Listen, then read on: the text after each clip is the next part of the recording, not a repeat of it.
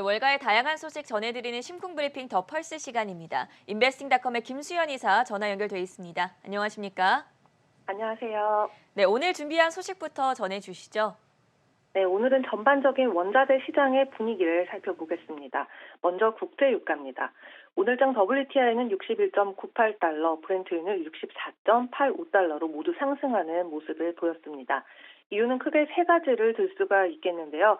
첫째는 경기 회복에 대한 기대감, 또 코로나 봉쇄 조치 하나가 되겠고요. 두 번째는 인플레이션 흐름 속에서 원유에 대한 투자가 늘 것이란 기대감이 있는데 실제로 최근 워렌 버핏도 엑슨모빌과 합병설이 돌고 있는 쉐브론의 주식을 매입한 것이 화제를 모았습니다.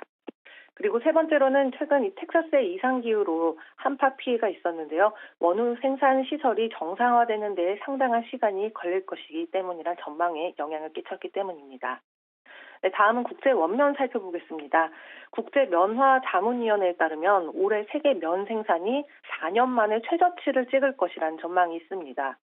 가격 움직임을 살펴보면요. 2020년 4월에는 2009년 4월 이래 최저 수준인 이 파운드당 48.35달러를 기록했고요. 올해 들어서 이 80센트를 돌파를 했고 오늘 장에서는 오늘 장중에 2018년 6월 이후 최고가를 기록했다가 92센트 선에 마감을 했습니다. 즉 작년 4월부터 이어진 이 랠리가 인플레이션 압박에 속도를 붙였다 해석할 수가 있겠고요. 이에 따라서 방직 업계, 또 편집 업체, 또 후가공 업체까지 영향을 받을 것으로 보입니다. 이어서 원목도 살펴보겠습니다. 이 마찬가지로 이 신규 주택 건설과 주택 보수 또 인프라 건설이나 재건설 쪽에서도 절대 빼놓을 수가 없는 필수 건축 자재인데요. 이 원목은 원유나 전기동, 각종 곡물 그리고 다양한 원자재에 비해서 유동성이 낮은 상품이라고 볼 수 있습니다. 이런 유동성 부족은 어느 방향으로든 가격 움직임을 극대화시킬 수 있기 때문에 인플레이션 압력이 고조되고 있다는 신호로 역시 해석할 수가 있겠고요. 가격대 살펴보시면 경기부양책과 유동성 공급 때문에 이 달러의 구매력이 하락하면서 이 코로나19 저점인 작년 4월에는 1000보드피트당 500, 251달러까지 하락을 했지만 이 같은 해 9월에는 1000달러를 기록하게 됐습니다. 그래서 오늘 장중에는 1085달러를 돌파하면서 최고가를 경신했고요. 마감은 1017달러 선에 마감을 했습니다. 그리고 현재 우리나라의 경우에는 이 다른 나라에 비해서 원목이나 목재 수입이 그리 많지가 않아서 직접적으로 와닿지 않을 수가 있습니다. 하지만 2022년부터 러시아가 목재 산업을 보호하기 위해서 원목 수출 금지 정책을 펼치게 된다면 영향을 역시 받을 수밖에 없는데요.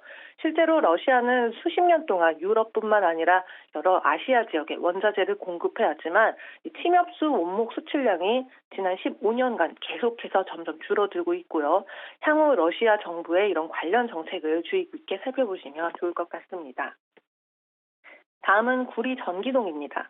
오늘 뉴욕장에서 장중 2011년 8월 이후 최고가를 기록했고요. 전장 대비 파운드당 1.61% 상승 마감을 했습니다.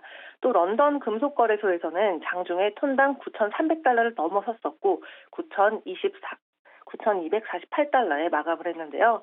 현재 이를 떠받치고 있는 것은 역시 최대 수입국인 중국의 영향을 가장 크게 볼 수가 있겠습니다. 이 중국은 작년 말에 수입량이 어느 정도 둔화가 됐지만 총 수입량은 사상 최대치인 668만 톤을 기록하고 있는 상태이고요. 그래서 중국의 경기 부양책과 인프라 관련 지출을 생각한다면 이러한 수요는 앞으로도 한동안 이어질 것으로 보입니다. 게다가 시티그룹의 애널리스트 올리버 뉴전트에 따르면 작년에 1.3% 하락했던 글로벌 전기량 소비량이 올해는 6% 상승한 2,476만 톤을 기록할 것이라고 예상했습니다. 지금까지 글로벌 금융시장 신쿵브리핑 펄스였습니다.